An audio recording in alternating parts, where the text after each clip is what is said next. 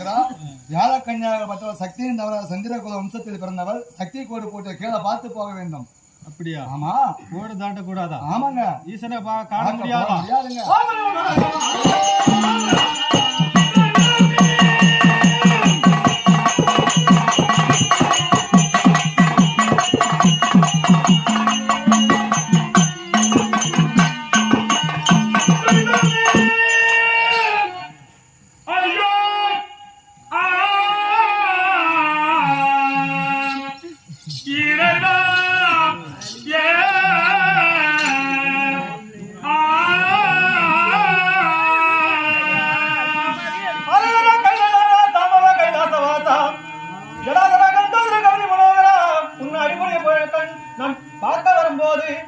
எனக்கு இந்த இடர்கள் ஏற்றதே இறைவா.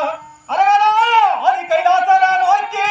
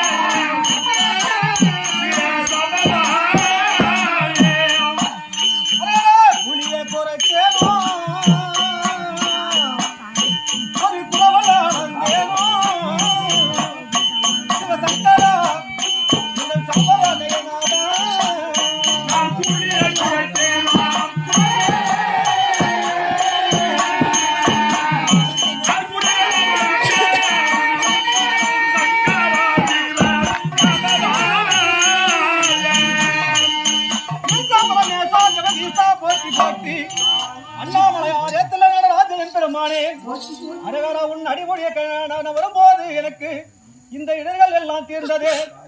நான் என்ன பாவம் செய்தேனோ தெரியாது தெய்வமே. அரகரா என் தாயை அடித்தேனோ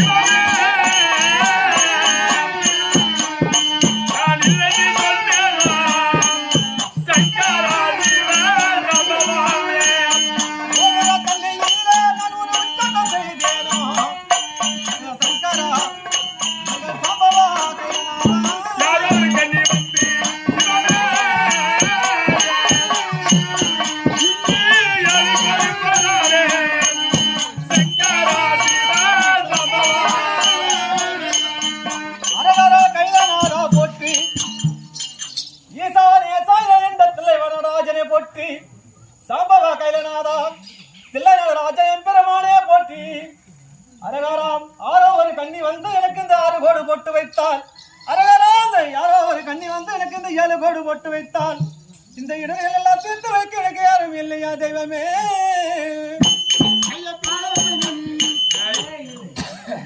ஏன் இல்லை அர்ஜுனா?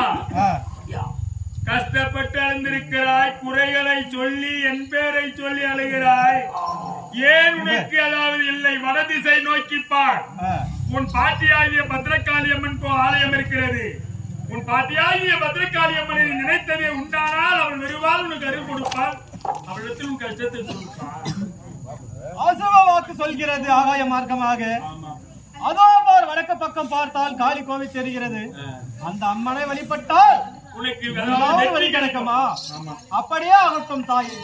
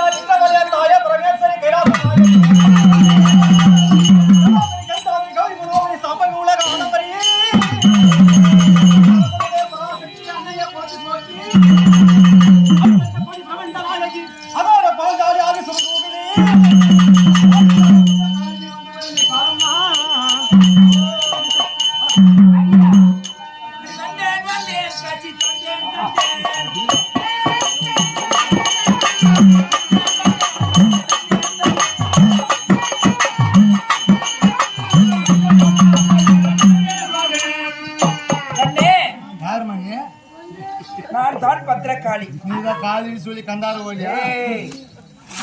அப்படியெல்லாம் பேசக்கூடாது என்கிட்ட. ஆமா ஆமா, என்ன காரணமா ஏது காரணமா தெரியவில்லை. 7வது வனத்திலே என்னுடைய பேர பிள்ளை பாட்டி பத்ரகாளி வர வேண்டும் அழை. யார் பேர பிள்ளையா? ஏய், என்னுடைய பேர பிள்ளை. ஆமா, என்னுடைய பேர பிள்ளை அழைப்பு. என்னுடைய பேர பிள்ளை வந்தா காட்சி தருவேன். அம்மா அண்ணே